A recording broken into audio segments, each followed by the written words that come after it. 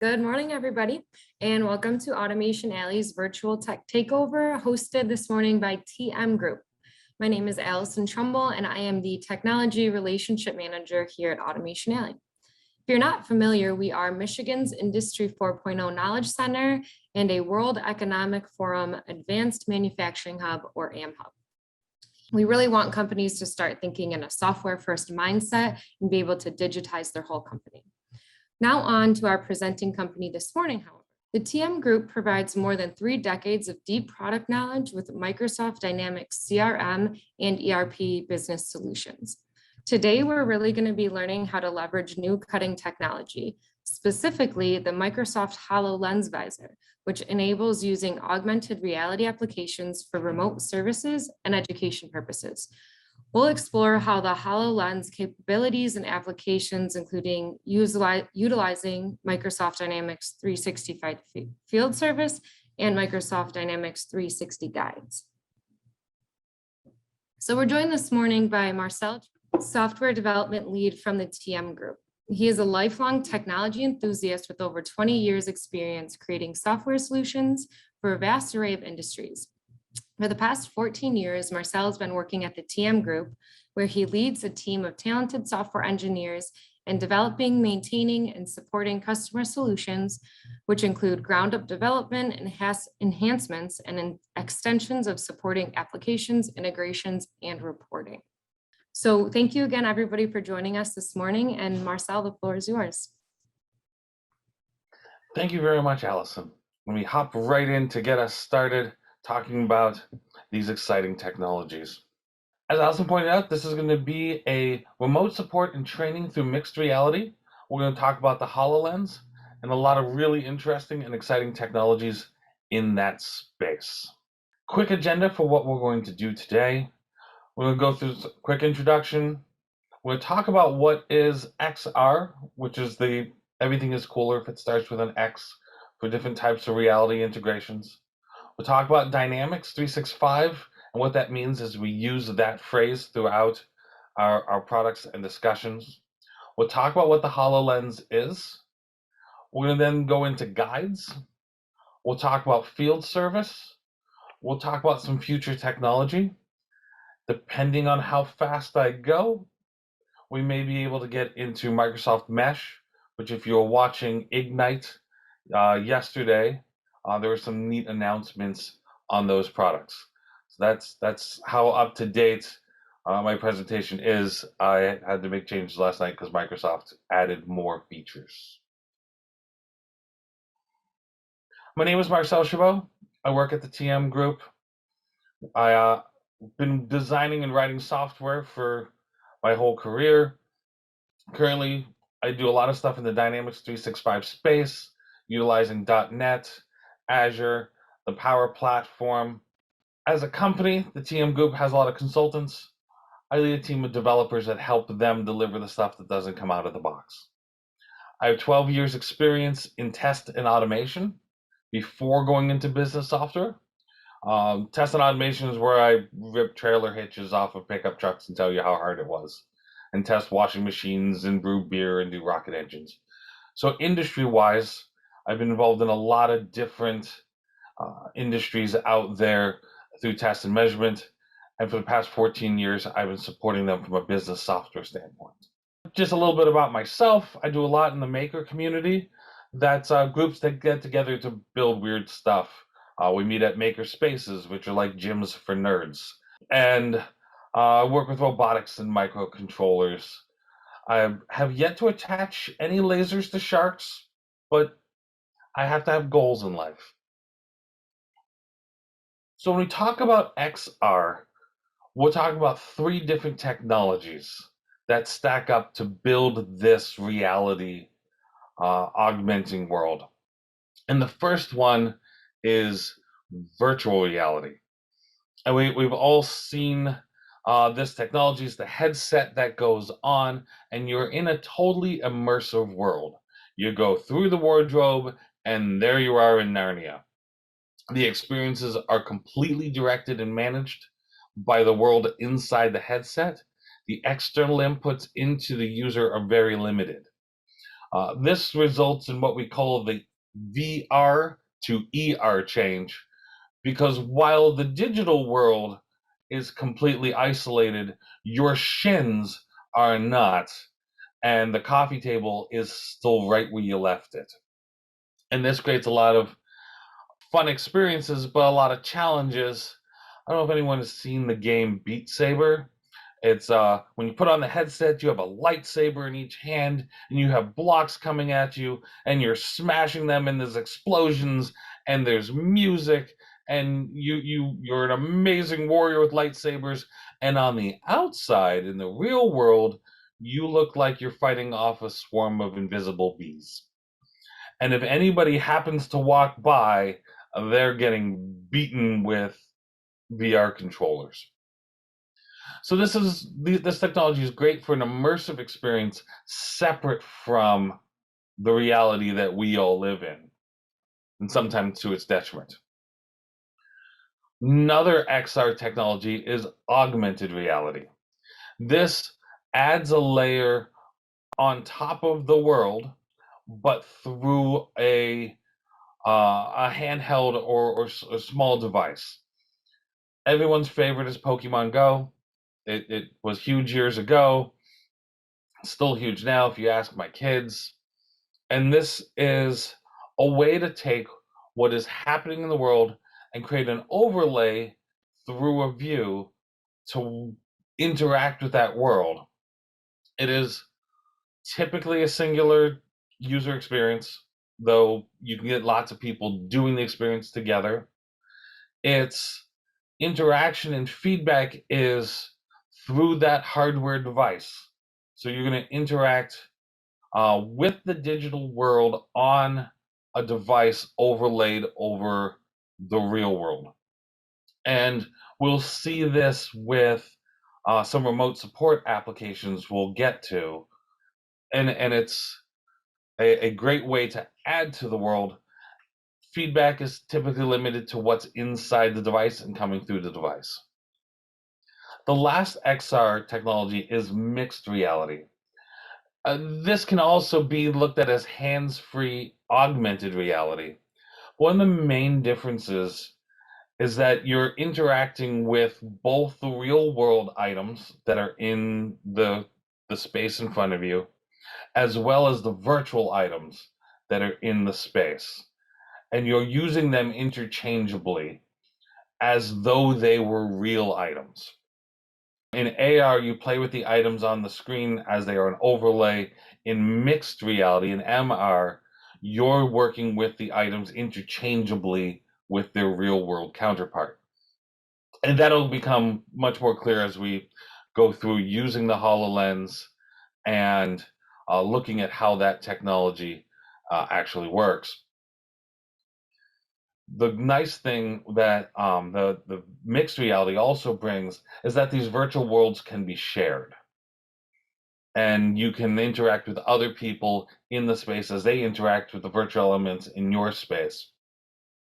It's a really exciting way these things are going, and how these devices work. What is the HoloLens?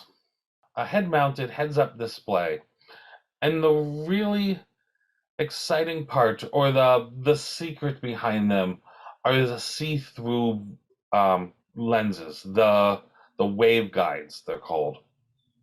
And the challenge is putting a display right up against your face that you can both see and read and see through and interact with is a challenge. There's a whole lot of stuff with light polarization and angular views and ray scattering that all needs to be solved so that you can have an experience that mixes both what you see through the lens with what is in the lens. The other thing the HoloLens does is what's called inside-out position tracking. The HoloLens can know where it is in 3D space by looking at the room the same way you do.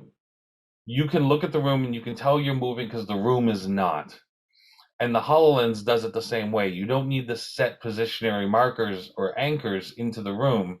so that it knows where it is in reference to stationary objects. It figures it out on its own. That with spatial audio, it has eye tracking, hand tracking, network connection, voice recognition, and this 6DOF IMU, that means degrees of freedom. It knows where your head is tipped and how you're looking at the world so that it can adjust the holograms accordingly.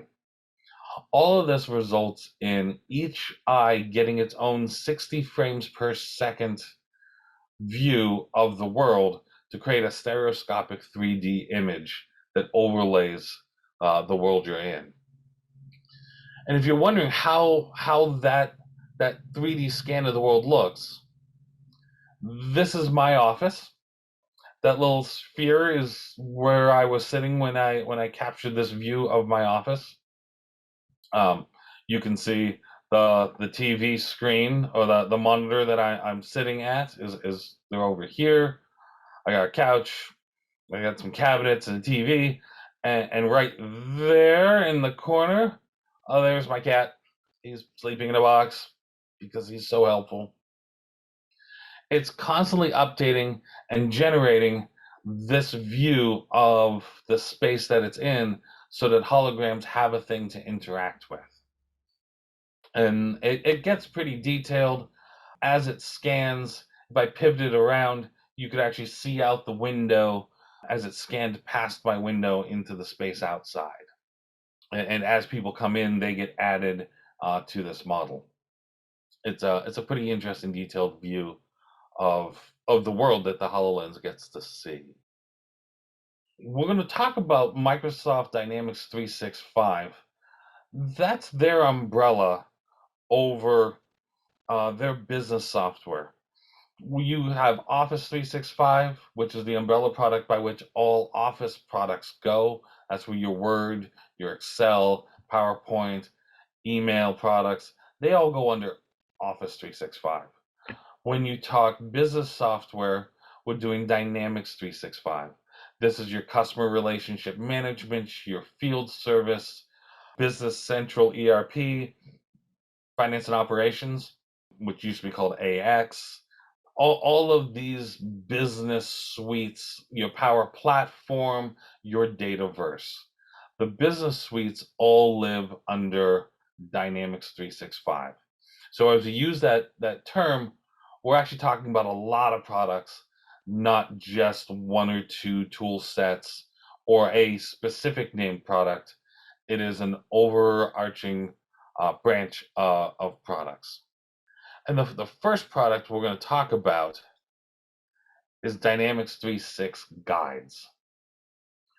Guides gives you a way to use augmented reality or mixed reality to create an interactive user experience.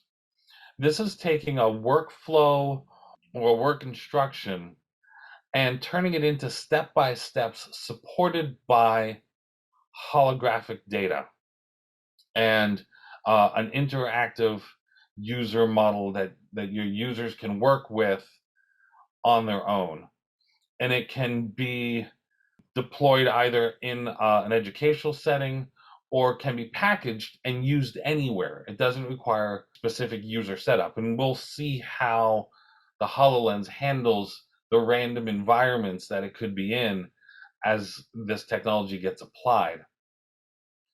And one of the important pieces that makes the Dynamics umbrella useful in this AR, VR, mixed reality world is that it's backed by things like advanced reporting and usage statistics, data workflows, and analysis around the data from the guide's users.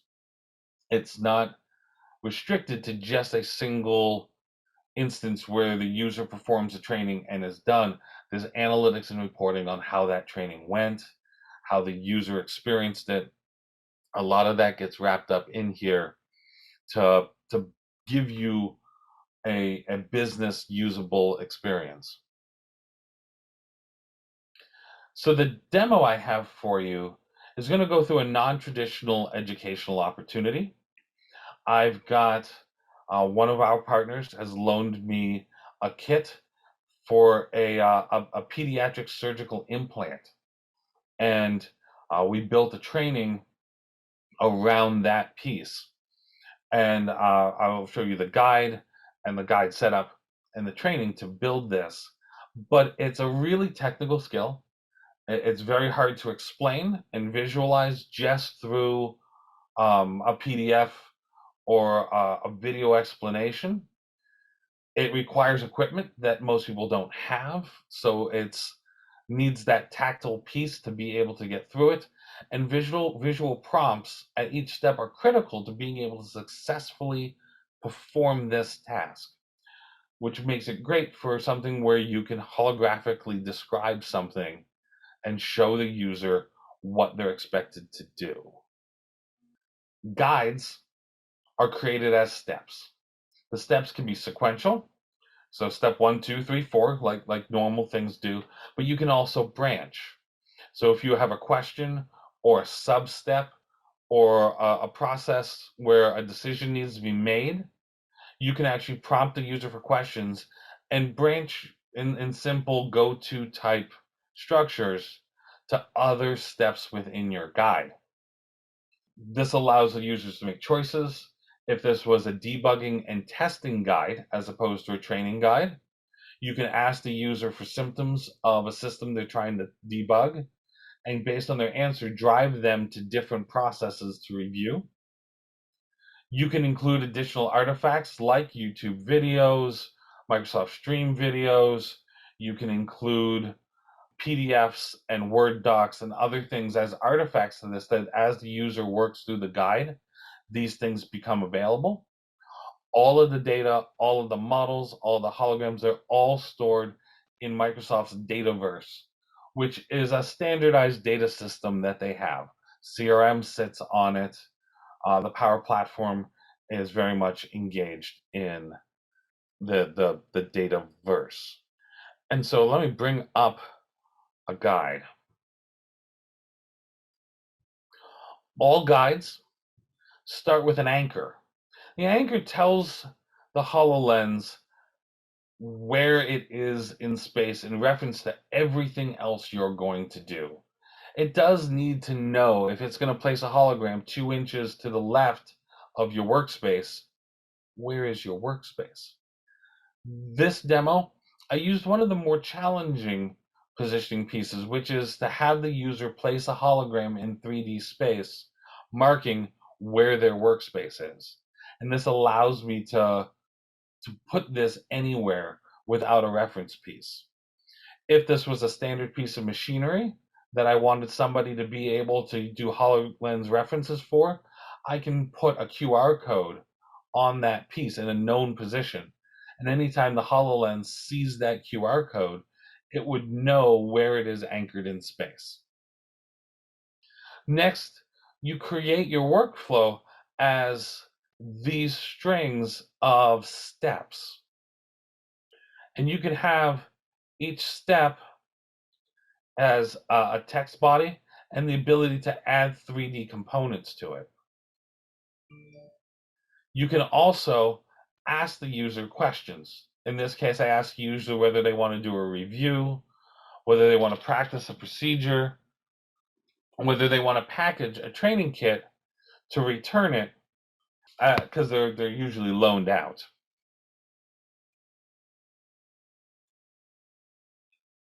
And then you have the technique, and in each of these, you can include 3D parts. These are 3D parts from the actual procedure that are the CAD drawings. And I imported them in so that they could be used in the guide and positioned in 3D space. And here we can see we can add images, videos. There's stock toolkit actions, such as buttons and spaces. You can identify where a user's hands are during the course of the guide. And you can send them to web links, or you can bring Power Apps, another Microsoft technology, into the guide. And once you're through going through setting up the guide in the guide software, you've set up to go into 3D space and to align these 3D parts to their test counterpart. Next, we're going to take a look at the way this actually gets implemented, and we're going to go hands-on, and we'll look through the HoloLens at setting up a guide. Now, a little forewarning, most people, including myself, are not used to making a video from a camera mounted in the middle of their forehead. So the framing on my videos is not amazing. I'm going to apologize up front because it's much harder than I anticipated it would be. It includes a lot of looking down, which you don't do when you're narrating. You want to look up a little bit, and the camera doesn't swivel with my eyes. So if I'm looking at something, the camera may not have seen what I was looking at. I did what I could to edit it into the good parts. Also, people's heads bobble along a whole lot more than we think they do. So if you're on a really big monitor or in a big screen, it could induce a little motion sickness because people's heads bobble along, and it does have some image stabilization in it, but I bobble way too much. So I don't want to ruin anyone's morning, so feel free to glance off to the side at something that doesn't bobble as they speak. All right, we're going to do a little work from inside the lens here. And here we go into the guides. I'm going to bring up the menu. And we're going to bring in Microsoft Guides.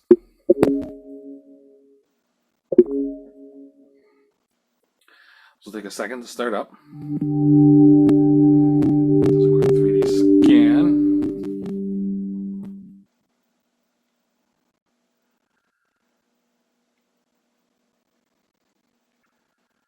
And we're going to load it in to my test instance. This is using gaze. So it's clicking where I look right now because it's keeping my hands free to do other things, which is nothing right now, but in a moment.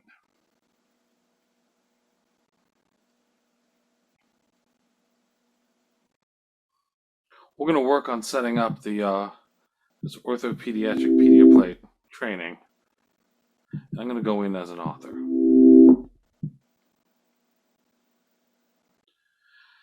Now, the first step in working with any holographic training is we need to make sure that we've aligned what we're going to be training on with the real world. And if you have a fixed piece, then you can do that with a QR code or another type of marker. But in this case, I've got this vise here and a bone, fake bone, that I'm going to use for this training. So I want to align it to the real world so that, and I'm just using a pinch gesture to move things, so that I can work with this in this vise, and I can set this up anywhere on my table and still be able to use it. So I'm going to position this in this vise here. Kind of want it here, like, I think. Move that because I was not paying attention or it was in my way. So then I can take this piece and place it here.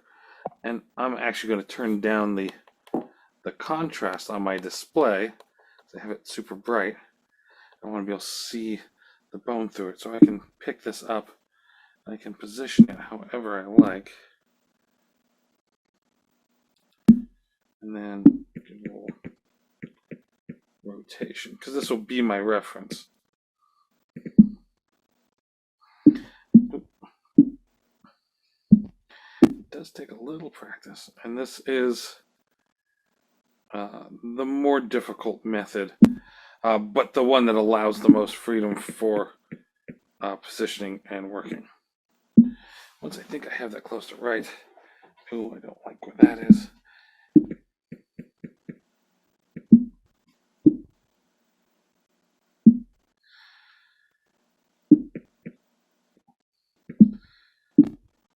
little finicky there, but so now I can look around it in 3D space. I want that back a little further. There we go. I'm not too worried about this end. I'm going to be working on this end, and I'll let my hologram get behind my table.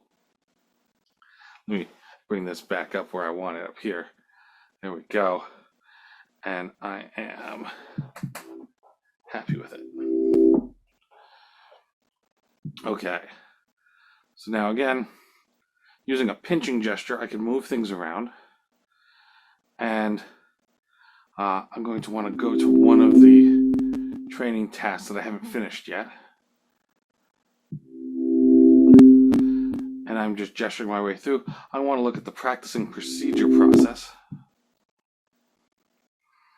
And in this case, I'm going to adjust my positioning a little bit. I'm going to position holograms in 3D space. I got a couple of these done already for me to be able to do a media play procedure. That one's good. That one's the other one.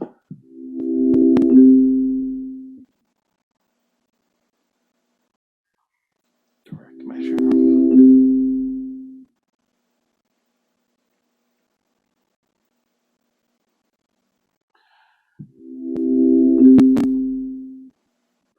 Okay, I know where I am now.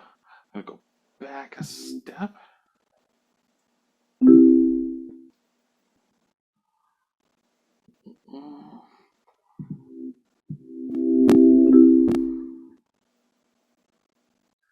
Using direct measure device to identify the appropriate scrolling. So that's where I left off, with that being there. And then I'm going to want to do my drilling. And so for that, I don't actually want this piece anymore. So I'm going to take a holographic piece out. And I will move it over here. And I will delete it from the model. And I'm going to grab the drill icon. So I'm going to add my own. I'm going to go under generic tools. I'm going to grab the generic drill because I don't have a 3D drill model for this particular procedure. So I'm going to grab my 3D drill model and I'm going to place it here.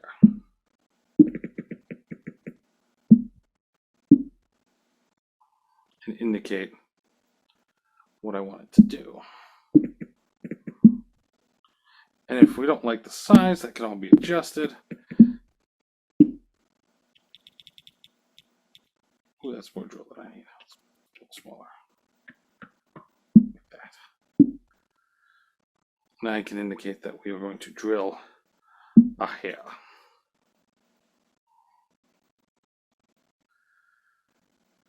And then we can go check out our next step. And the way I keep everything aligned is I've copied, once you set up a step, I've copied over the previous step. And then insert the screw. So now I've got a 3D model of the cannulated screw that we need for this.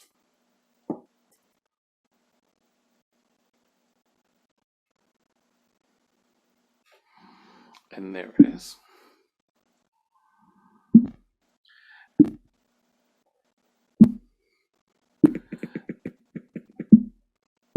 I'm certainly not doing this on easy mode because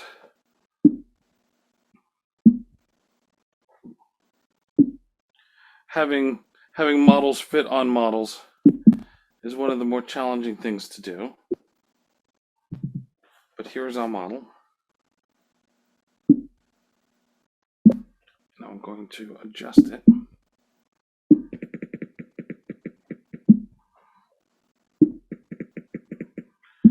communicate how I want the person doing this procedure to use it.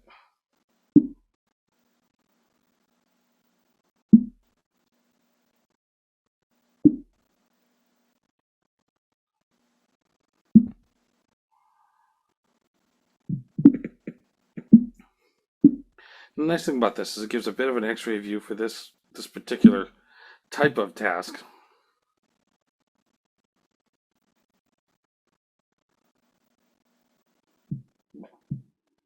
You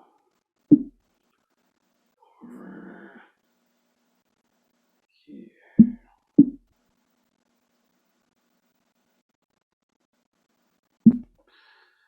I'm happy with that.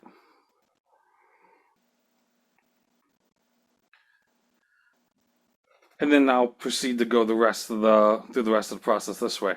Now, I could go through and adjust all the wire alignments and such to make this even clearer and work through all of the models. But this is the process of setting these up. And then when the user goes to operate, they'll have a similar view of everything. And if you need to, you can hide the models to get a better view of what you're doing. You bring the models back to take a look, move anchors out of your way, and design your training to best fit the process that you're doing. And in this case, this is a surgical training.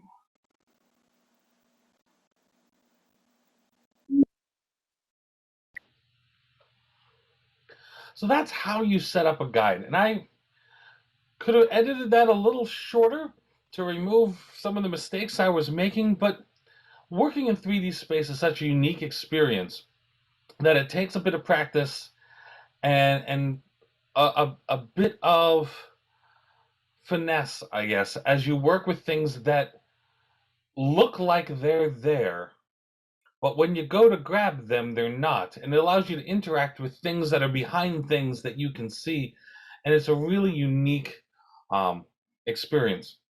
Now, from the mixed video recording, the holograms are darker and they tend to appear as though they're on top of my work surface or on top of my hands as I reach in. Through the lens, they're a little bit more ethereal, so you can see through them quite a bit easier. Not that they're wispy and ghost-like, but there's contrast control, so you can adjust how dark they are and how much of your vision they occlude. And in 3D space, because of the depth changes, it looks like your hands can go on top of or behind the holograms. When they go to 2D space, like we see in the recordings, it's more one-dimensional, and things look a lot flatter.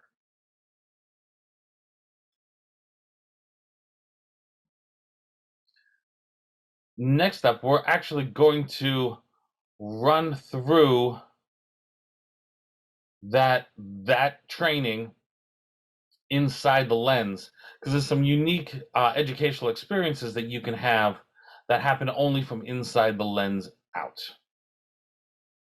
So let's hop in and take a look at how that goes. We're back in the HoloLens, where I'm going to perform the surgery training that we created earlier. To do that, I'm going to start guides. I conveniently place this hologram right over my workspace here, so that everything I do is kind of right here. I've set up my workspace the way I expect the training to be set up, and we're going to connect to our instance. We're going to select our guide.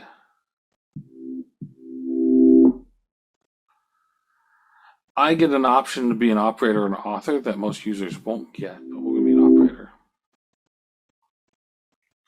And the first step is to align our hologram with our work surface as best we can.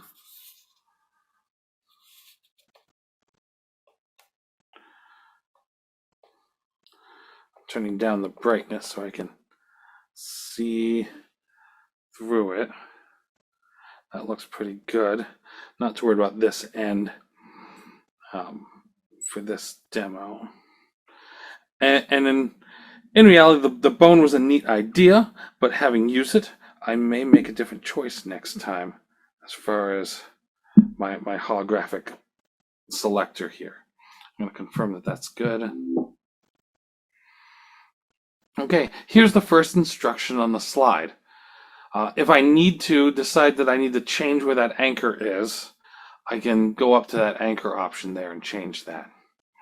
And we're going to go through the orthopediatric technique for the pedia plate.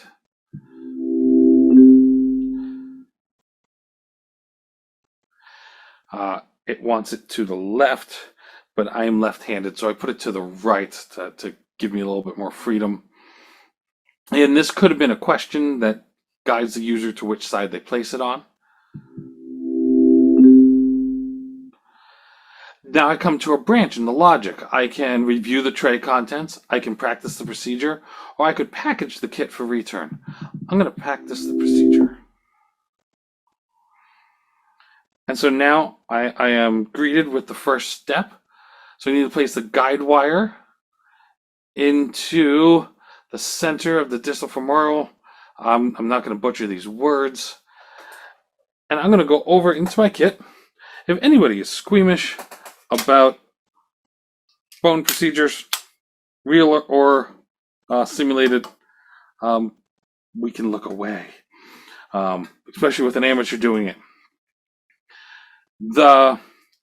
This guide should be paired with others, a general familiarity with the tool set, with the procedures, with how to load this thing. All of those should be a part of the plan. So I'm going to use the hologram to guide me, and then once I'm happy where it is, I can tap this. This doesn't see me trying to tap. I can turn the hologram off so it's not in my way. Turn it back on so I can see what I'm doing. All right, I'm a little off from where I want to be. What I'm going to do is I'm going to adjust my working area to match my natural here. In the real world, this would be harder to do, but I'm an example here. So now I can see that I have placed my piece where I want it. I can turn it off and I can inspect. I can turn it back on and see that I'm happy with that placement. And then I can look back up at the guide and go to the next step. Select an appropriately sized pedia plate and slide it over the guide wire down to the bone. And now I can see what it's going to expect me to do. My wire still lines up with where I was working. And there's the plate. So I'm going to come over to my tray. I'm going to remove a pedia plate. And I'm going to slide it over the wire all the way down. And in the recording, this may be completely obscured. In real life, the holograms are quite different in that they're slightly more transparent. But I can see that I have really good alignment between the pieces, and I can turn off the holograms and see that I'm happy with how that is working. I can turn them back on.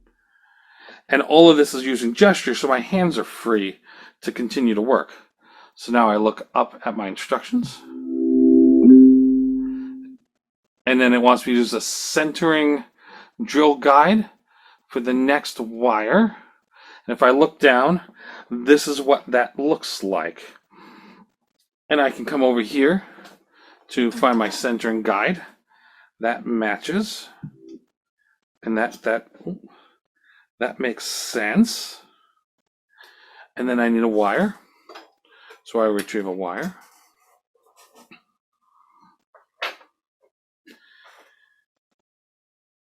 And then I'm going to turn off the holograms so I can clearly see what I'm doing. Having used them for reference and setup, and pull in and go.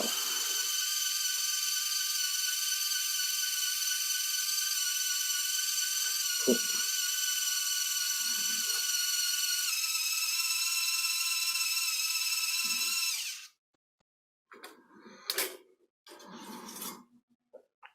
And then I can turn on the holograms again, and I moved my piece, so I'm going to adjust again to line everybody back up, because that was more my bad than anything else. And reference wise, that makes sense. I'm not exactly on the holograms, but the nice thing about this is that you have the flexibility to reference and work through depending on how you're doing on the job. So now I can look up and I'll go to the next step, which says to do it to the other side. So I'll grab another wire and the drill, which I'm woefully underqualified to use, being a code monkey and whatnot. And I'm going to align. Then I'm going to turn the holograms off. They're in my way.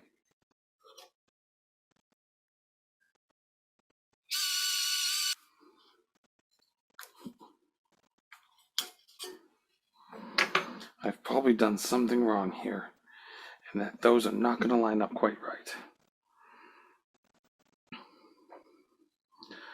We will work with it, because I am not a surgeon. and this is the extent of my training. This is a lot of fun, though. Then we'll go to the next step. Use the direct measuring tool, which is this guy here, to identify the appropriate length of the screw.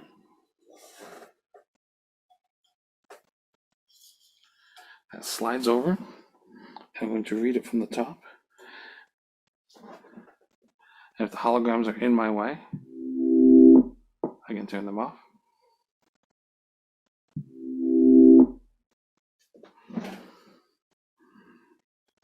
And the nice thing is the waveguide glasses on these don't really block my vision, though I could flip up the visor if I needed to, but then everyone would just see the ceiling.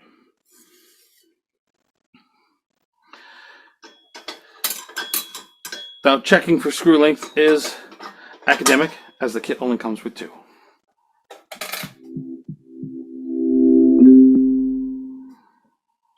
Drilling over the guide and pre-drill for the insertion of the screw. So I'm going to switch this for the drill.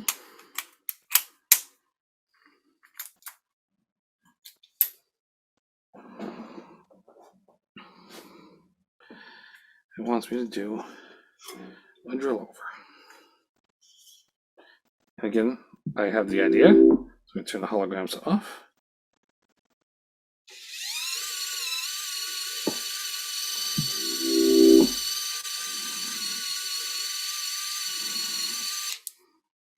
Oh, this actually is drill mode. Well, the drill mode is much faster.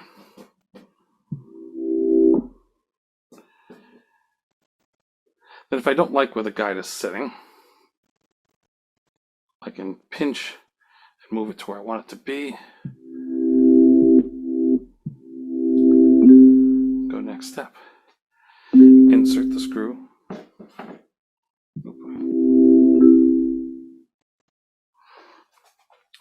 So now I can see that I'm going to insert the screw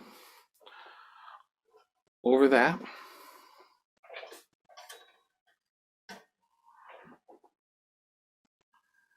And screw it in.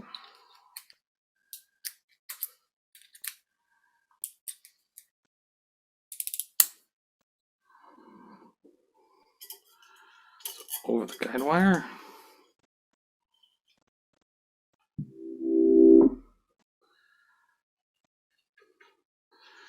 This goes over the guide wire. But do not tighten completely.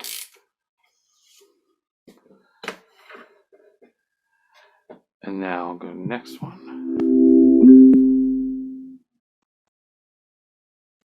Okay, we've already direct measured and nothing's changed, so I'm going to go ahead and skip a step. And we're going to drill over the next wire. I understand visually what I'm going to do, so I'm going to turn off the holograms. I'm going to drill over this wire.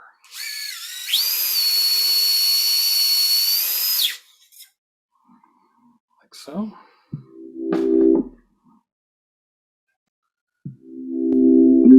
I go to the next one, and I'm going to do the screw over guide again. The nice thing about this particular type is that it gives you a bit of X-ray vision on what the expectation is. So from the user standpoint, the way this has been positioned, I can actually see through. It looks to me as though I'm looking through the bone and getting a visual of what is expected for the outcome without having to go to fluoroscopy or anything. And it's a neat way in this particular case to see things that are invisible. And since it's in 3D space, it really looks like it's inside the bone. If this was an engine, I could be having an overlay that lets me see inside at a part that I need to look for.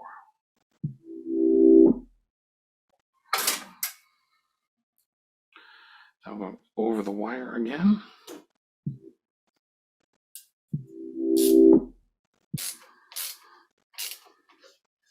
And I'm not going to tighten all the way, because that's what the instruction says. Prior to final tightening, we move the guide wires. And then do final tightening by alternating between. So I'm going to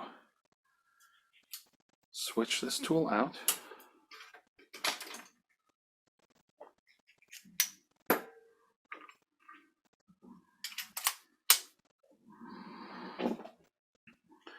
And then I'm going to remove the guide wires.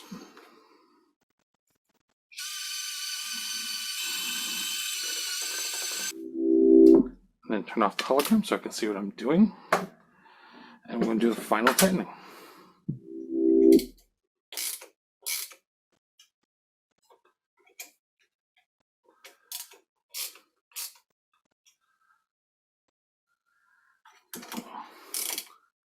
Click. There, torqued in. What do I have left? Nothing. Successful. I have successfully completed this guide. And by the looks of it, I indeed have.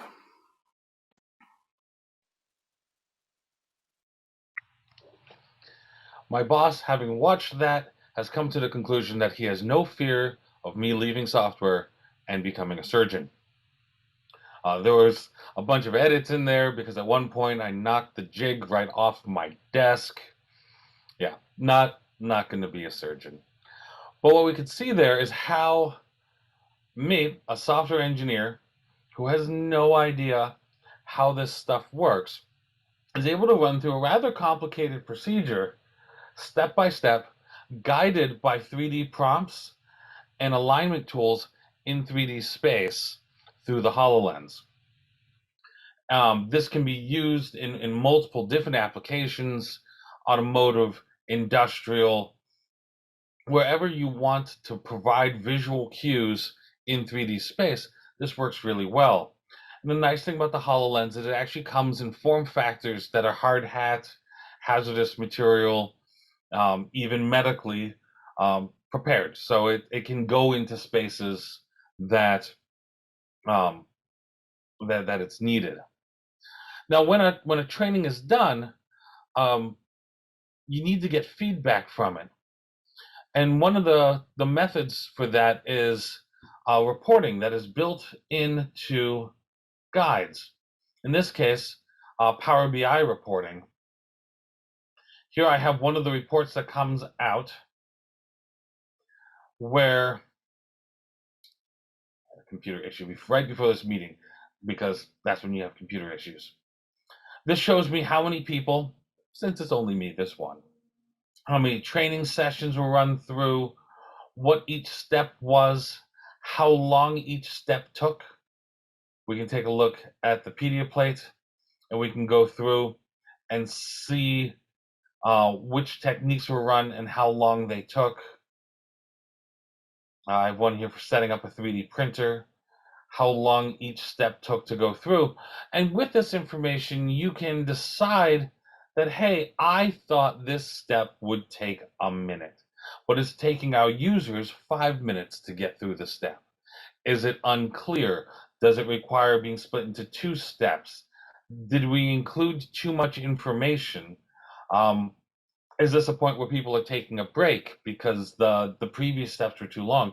You can analyze the effectiveness of your guide usage and your implementation through these steps here and through the reporting provided.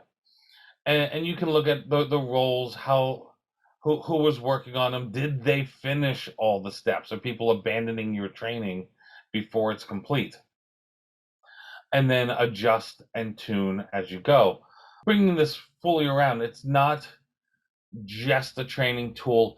It has improvement and improvement process loops built in to the technology.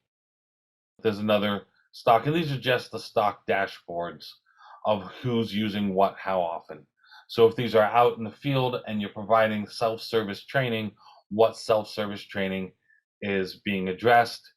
Because this goes into dynamics, these reports can be adjusted to track who's doing what trainings, who's completed what trainings, and how long did it take each individual person to complete those trainings.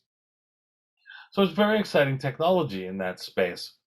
Also, if you're using it for repairs and guided service steps, you can look at what's being used for guided service and adjust your service team, service training, preventative maintenance training, all that around what your field service and guide usage is for those people. What skills do you need to be able to build out guides?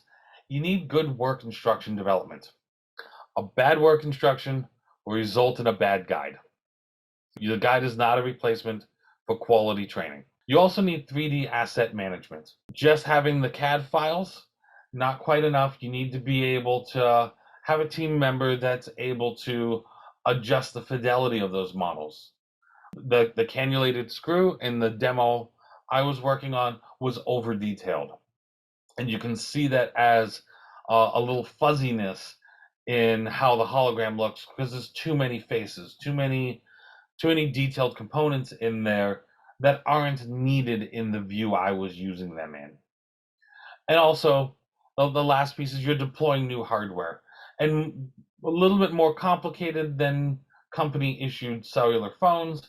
It requires updates and maintenance as it goes along, like any computing device does. This wraps up the guides portion. I'm going to hop into remote service in a moment. Does anybody have any questions about Dynamics 365 guides? How long did it take to create that? The initial guide, learning how to do it and lay out everything, took 3 hours to create the first guide. One of the tricks I learned while doing it is that it's best to create your most complicated model first. So the point in the guide where I had the plate down and the 3 wires sticking out, that's the first model to create. And then copy that step multiple times, and then delete the pieces you don't need in all the other steps around it. Because what happens is that you'd have to place each piece in every frame of the guide, and that takes a lot of time. Once I figured out that I could copy a step and it copies the model and all the 3D components with it, it got a lot easier because then it's subtractive each time.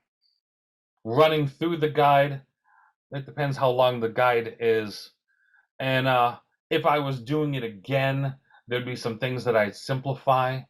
Aligning a full bone with another full bone was overly complicated. Talking to some people that do this, they recommended the unicorn ball approach for something like this, where it's simply a sphere with spikes pointing out of it that you align to what you want the user to align it to. So you would place the ball where I wanted the first, and the line to be where I want the first pin to be. And once they align that, everything else would model off of that. So that would have been an easier way to start. Any other questions? Awesome. Remote Assist is another Dynamics 365 product. This sits on top of D365 Field Service, which is another Power Platform based tool to help manage your field service and support needs. And the great thing about that is that you can tie assets, you can tie service level agreements, you can tie all sorts of things together with this remote support experience. It works with the phone in your pocket. So I'm going to demo this without the HoloLens. The experience is almost identical, except you've got two hands free in the HoloLens version. In this one, I will be holding my phone to do it. And it works with Microsoft Teams. And when I say with Teams, I don't mean a special version of Teams for holographic work. If I call anybody on this meeting who happens to have Teams installed, they will get the 3D interactive interface that I have. It's a sneaky sub deploy that's already built in to everybody's Teams right now, which is really a neat way for Microsoft to deploy really cool technology, not tell anybody. That if I've got a remote service license on my user and on my phone, then anybody I call can remote support me through Teams. It's super cool. Now, I did not want to do any Microsoft marketing videos in this. But one of the challenges I ran into with Microsoft remote support is that it is resource intensive. It takes more resources than the guides do because it is doing a two-person 3D experience where one person is only on a PC. They don't have the 3D processing. So all the 3D work for two people are done in the device. And every attempt at recording it resulted in what best can be described as potato quality video. It was awful and unwatchable. And in talking to the people that know, the way they record this is they use a second HoloLens and a 4K camera, and they wire the two together with a PC running software to do the overlay of the holograms so that you can see them in the recording. To record through my phone or through the lens, the video quality was awful, and the lens just stops recording when remote service kicks in, or remote assist kicks in, because there's just not enough horsepower for it. So I'm gonna show you a Microsoft a video real quick, and then we'll do it right through the phone so everybody can see how that works, and we can do some live demo with that. What if there was a way for employees to work together from anywhere when everything is on the line? Employees are the heart of every business. It's their resourcefulness, ingenuity, and drive that get the job done. But even the best employees need help from people who aren't there with them. Now employees on site can work side by side with experts in remote locations. In an instant, they can share what they see, lend a helping hand, walk through the process step by step, helping solve problems in real time.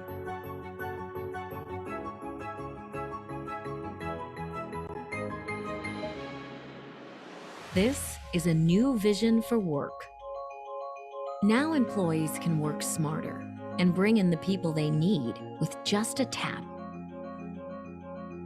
They can troubleshoot, repair, and perform with confidence and speed. They can move freely, pull critical information into view, and stay focused on the task. Their hands free to do the work. This is collaborative problem solving at full speed. Your people, united across time and distance, more connected, more informed, and more efficient. Now employees can work together from anywhere. They can go there without being there. This isn't the future. This is here and now.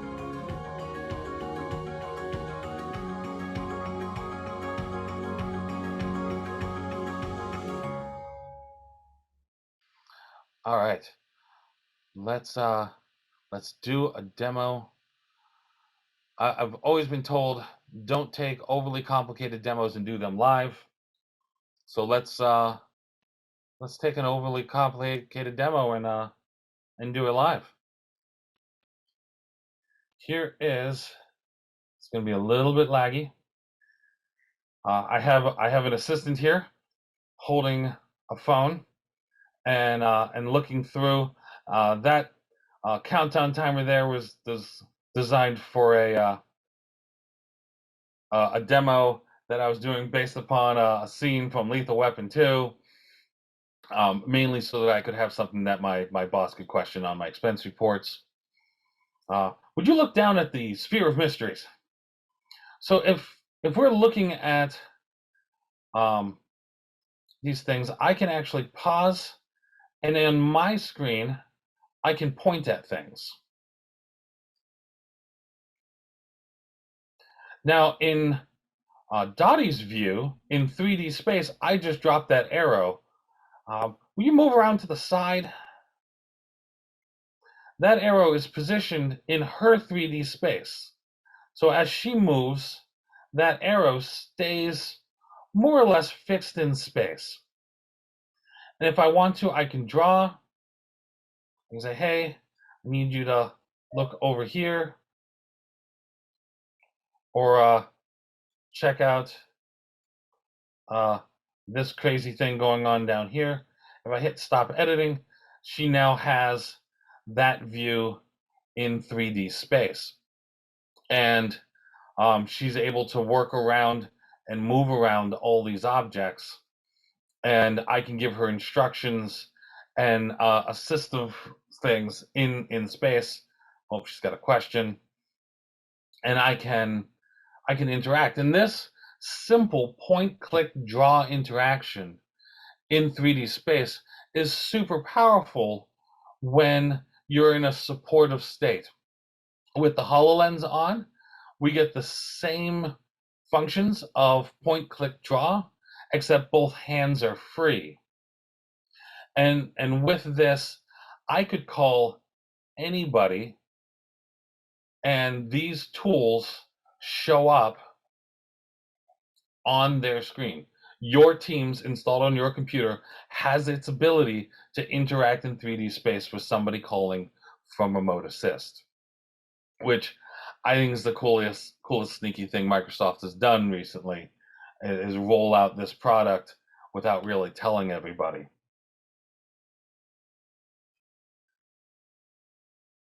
Do we have any, we're kind of blasting right through remote assist, because really its coolness comes from this simple interaction that the two of us can share an experience of just basic point and clickiness.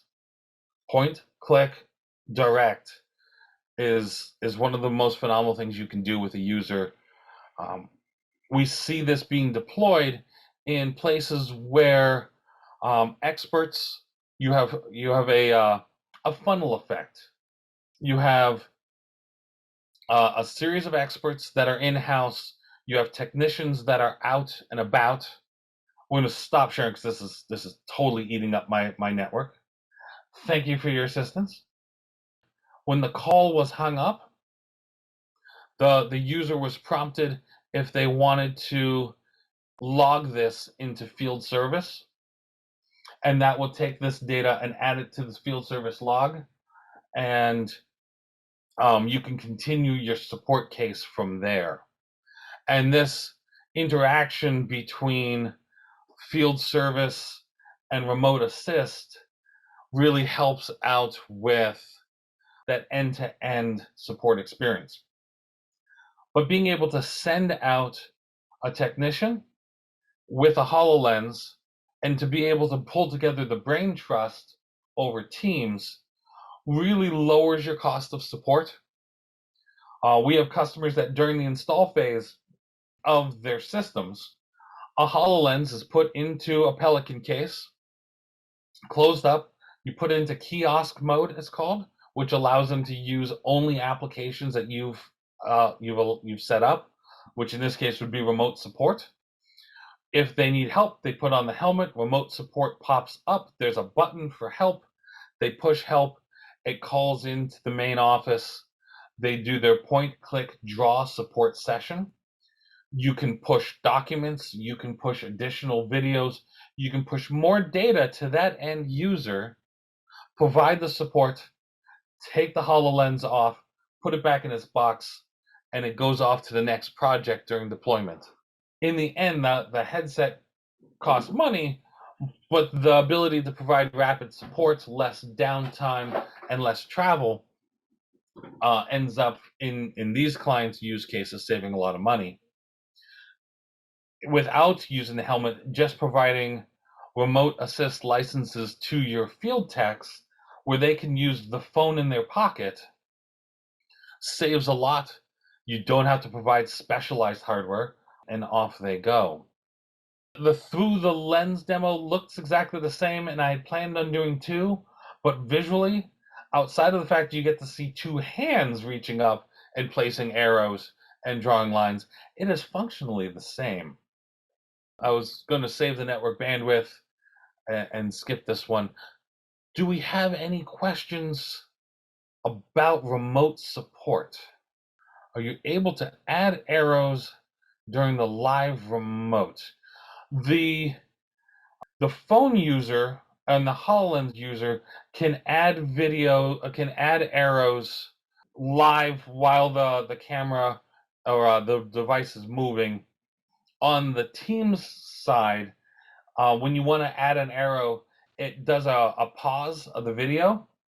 So you can place your arrow because you can't control what the other person is looking.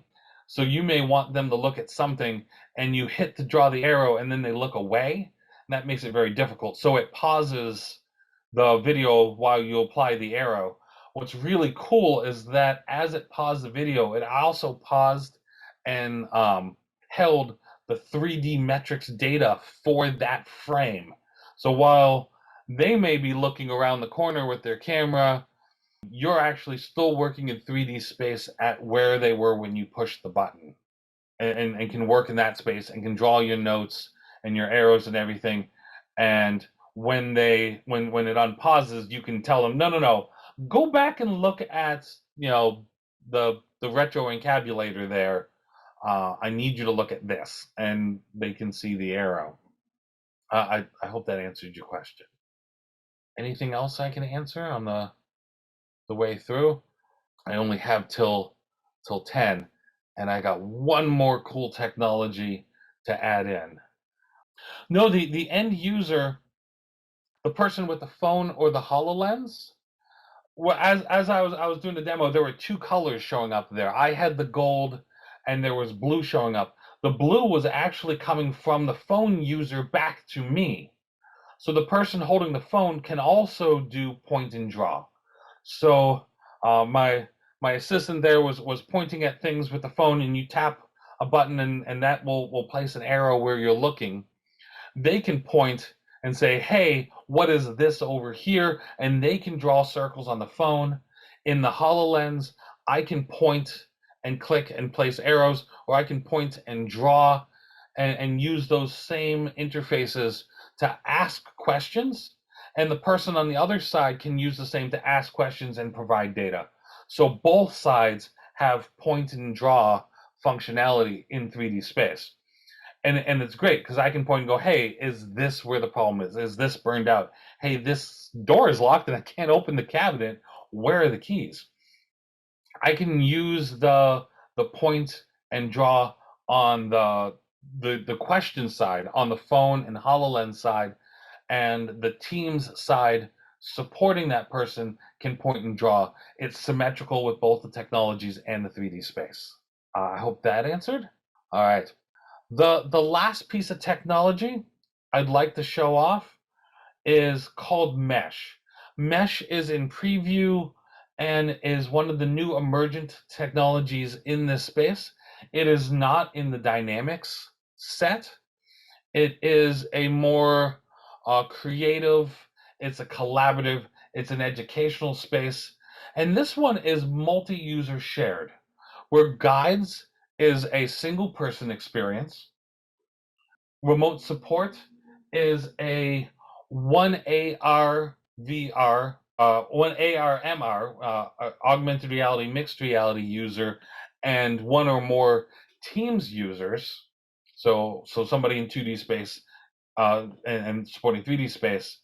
Mesh is a shared augmented reality space for multiple people to function in.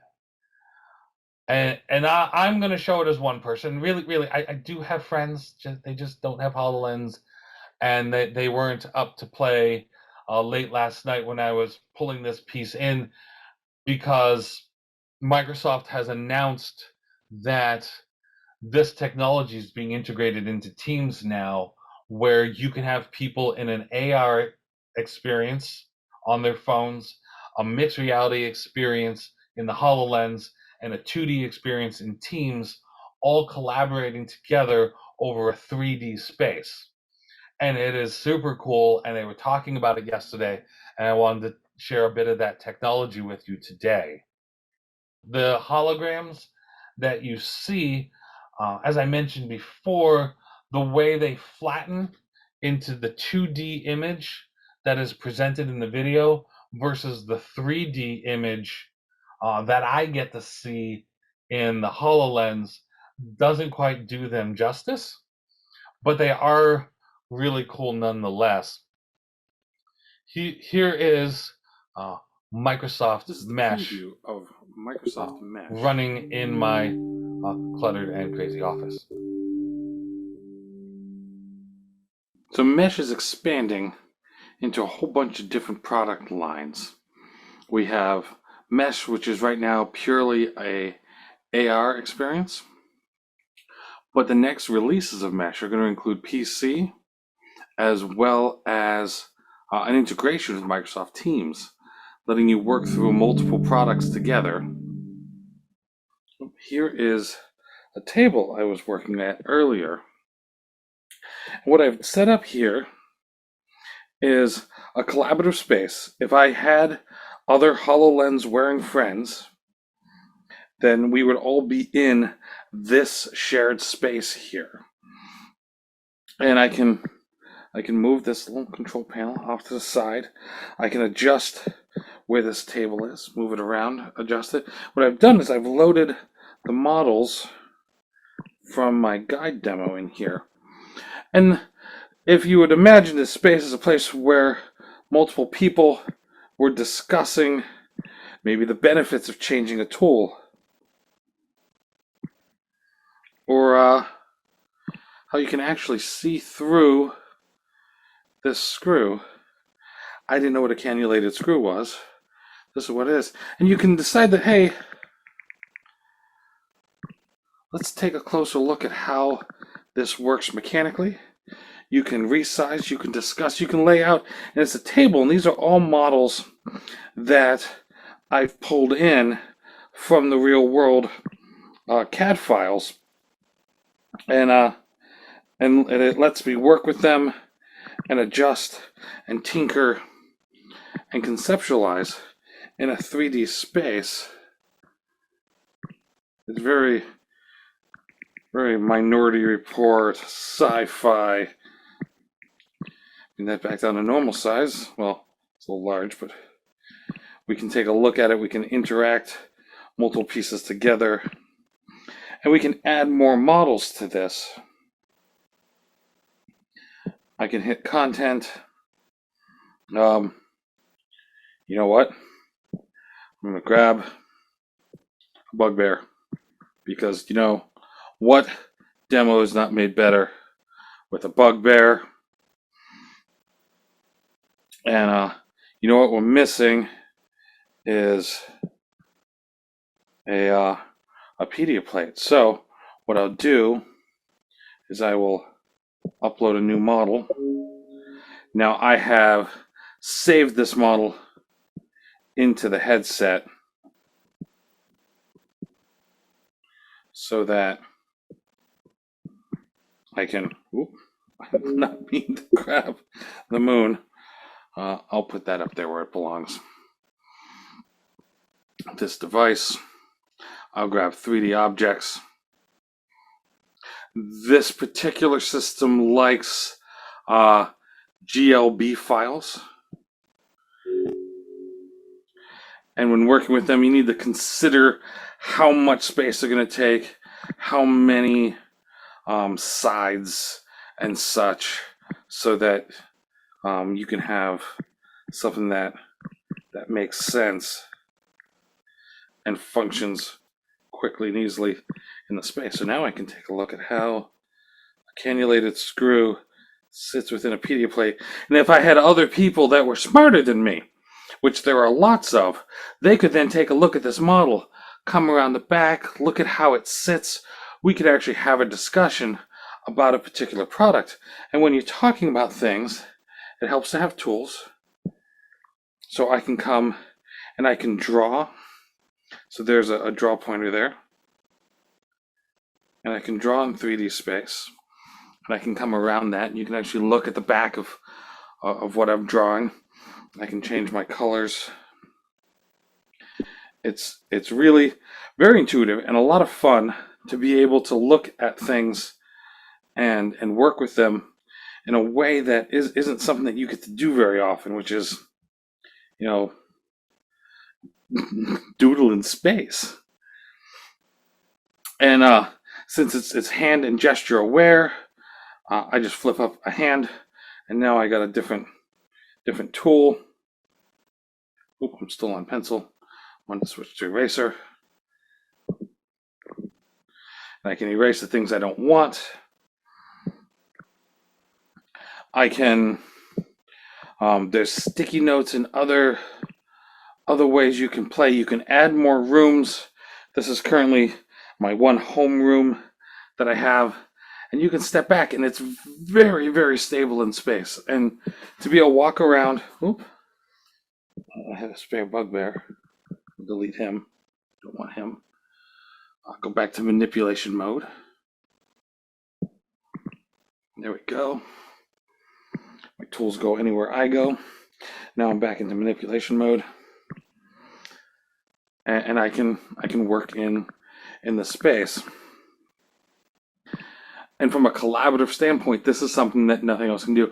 If somebody was in a different area, a different city, a different time zone, we're still on one planet, but if they were on the moon, we could participate together, and where I'm standing, they would see an avatar of me. So my relative space to the table is visible to the other people that are participating. And they can interact with me knowing where I am and where I am looking. And it's a very exciting tool to have in a collaborative space. And I hope you're excited about it as I am. And from here, I'll bring up my menu. So that was working with mesh, which is a emergent technology that they're working on now. The preview is amazing and is a lot of fun. I know in the video it looked like I was manipulating things by reaching under the table.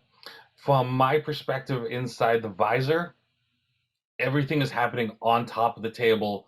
I am grabbing things and bringing them up and changing their position in 3D space. That overlay of the table that looks like it's I'm playing under it. That's not the perception of the person wearing the headset.